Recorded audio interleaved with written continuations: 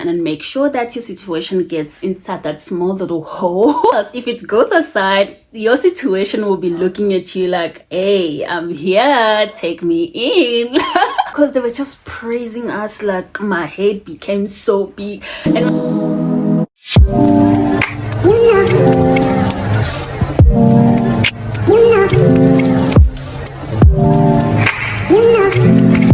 hello guys, welcome back to another video. It's a girl Sarah again. So in today's video, I'm going to be sharing with you Congo Culture Shock. So everything that I'm going to be sharing with you guys today, it's not really a shock to me because I was born and raised in DRC Congo. So I'm just sharing these few little things for people who are thinking or planning to go visit DRC Congo for the very first time.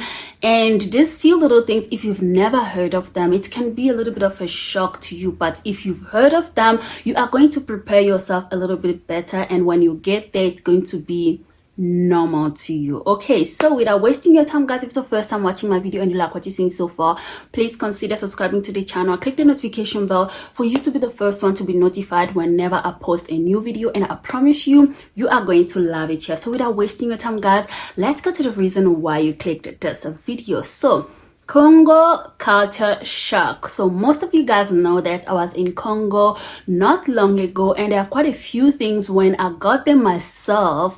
I was like not really shocked, but I was like, this thing didn't change. It even got worse, you know? So the first thing is transportation. Guys, when I was there back on the days, transportation was still a problem. Like for you to get a taxi, you have to run for your life. Not like here in South Africa, when you want to get a taxi and when you get to the taxi rank, there is a queue. You know, there is a queue. You wait for your turn and then you get inside the taxi. But in Congo, it doesn't work like that. In Congo, even if you came first, if someone who comes now, they are faster than you, they are going to get inside the taxi before you. And this was something that I was really struggling with when I got in DRC Congo, because I was using public taxis, and every single time I was getting outside my house, I was making sure that I leave my house like 2 to 3 hours early before my appointment, because I knew I was gonna struggle with the taxi, and the traffic is also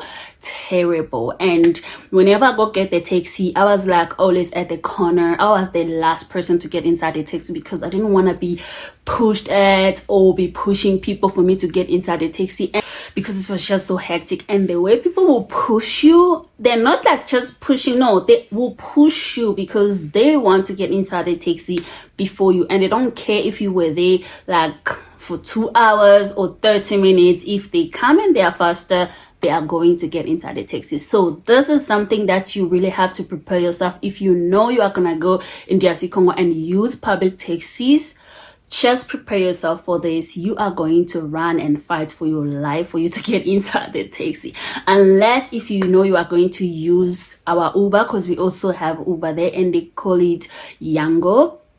If you are going to use Yango, that is going to be much better because it's going to come in your house and just take you exactly the way Bolt and Uber works here. But one thing with Yango as well, you are going to be stuck in traffic like everybody else is. Even if you are going to use your personal transport, you are not going to run away from the traffic. Traffic in Congo is hectic, is bad because of its Kinshasa is overpopulated. So this, prepare yourself mentally, spiritually, and everything when it comes to transport.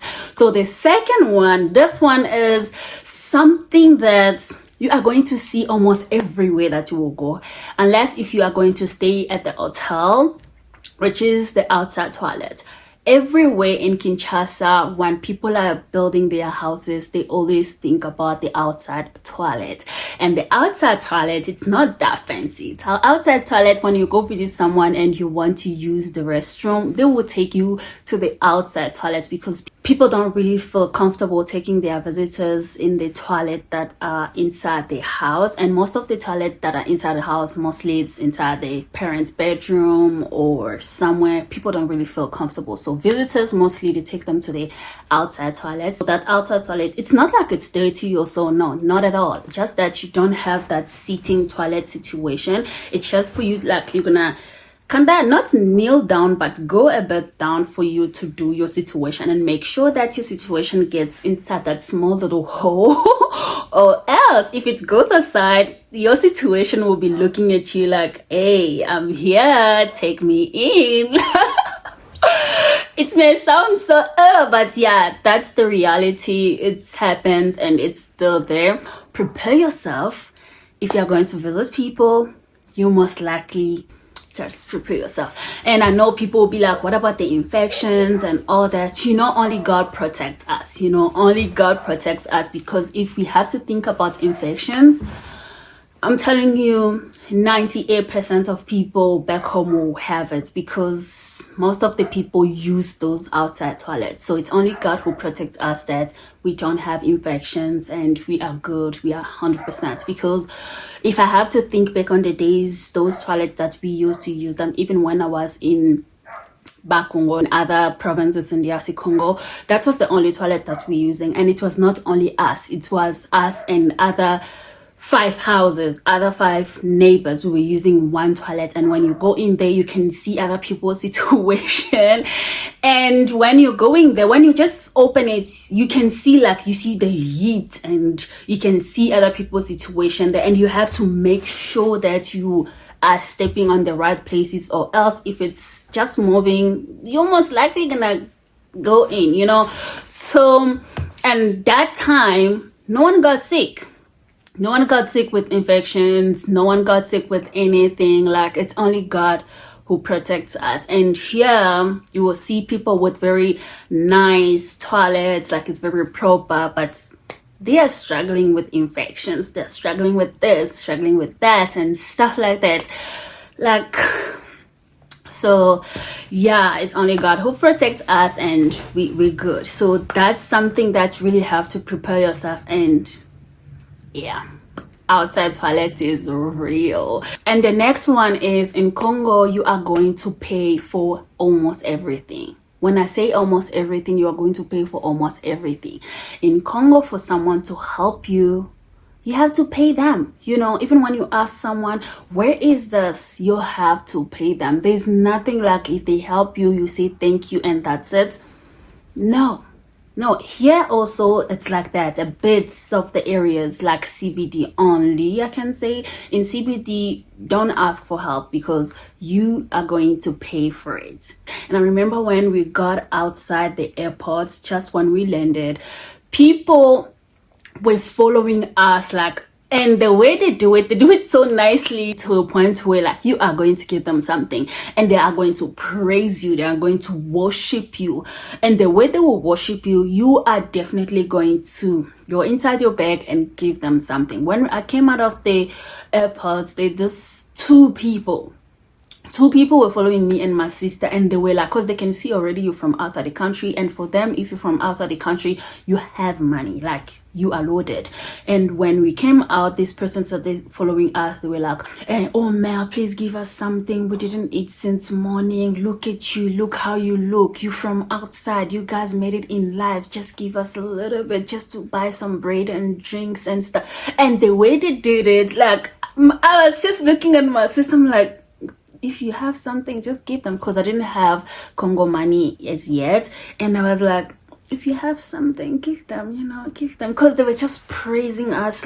My head became so big. And my sister if you start doing this, you will give the whole country, because these people, they will praise you, they'll make you feel like you are on top of the world, you are everything, you are the most beautiful, you are this. Everywhere they will sing your name, just for you to give them money. And I was already shaking from the airport, and my sister was calm down, here it's like that. They will praise you everywhere you will go, especially if they found out that you're from outside the country. They are going to sing your name, they are going to they are going to lift you up there just for you to give them money.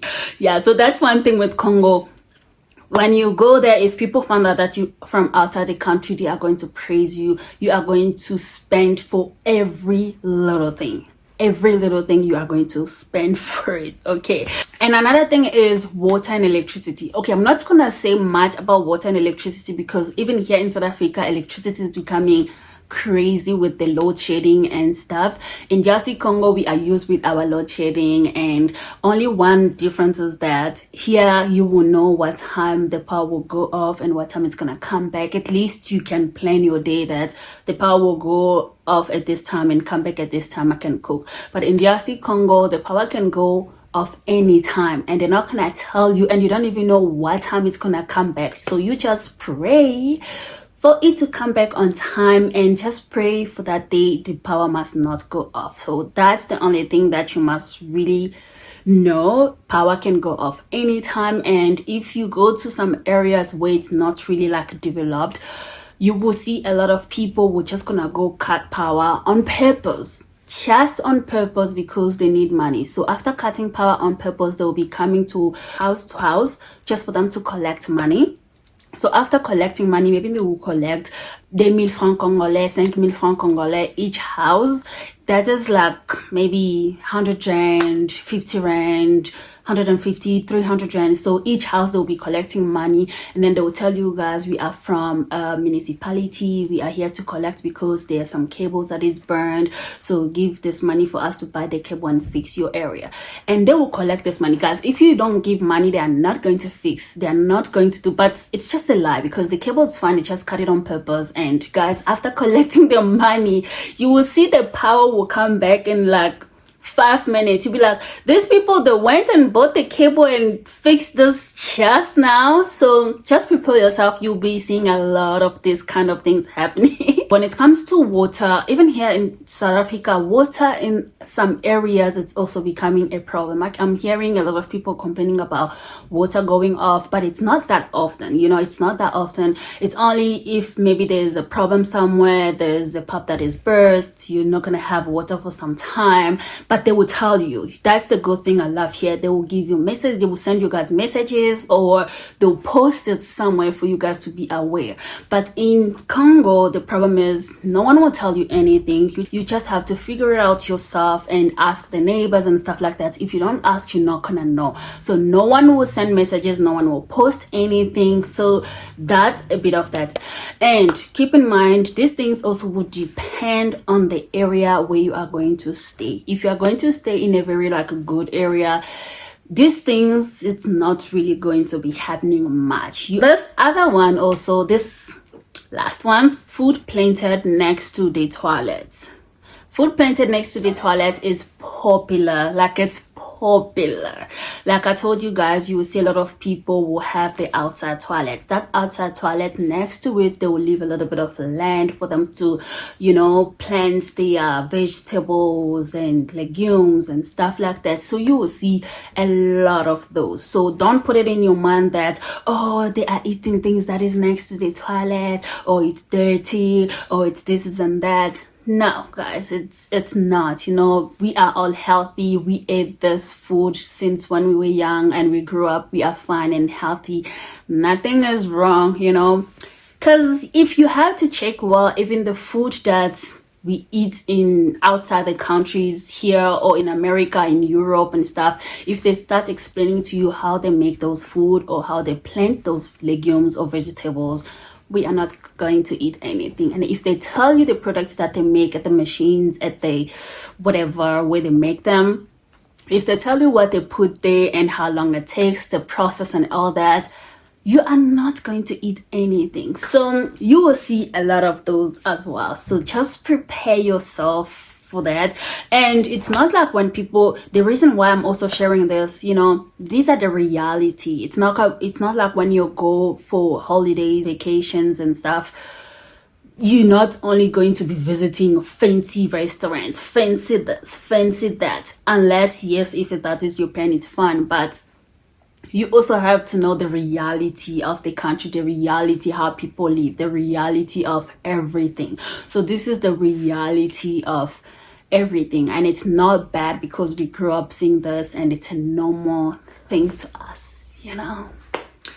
So yeah, this is a little bit of a culture shock for a lot of people who are going to visit DRC Congo for the very first time. So just prepare yourself, get yourself ready. These things are normal, and once you know about them, you are going to prepare yourself, and when you get there, it's going to be a normal thing. You know what I'm trying to say? So yeah, guys, thank you so much for watching the video. I hope you enjoyed it. I hope this video was helpful for someone out there. Please don't forget to subscribe, like, and comment, and I'm going to see you guys on my next video.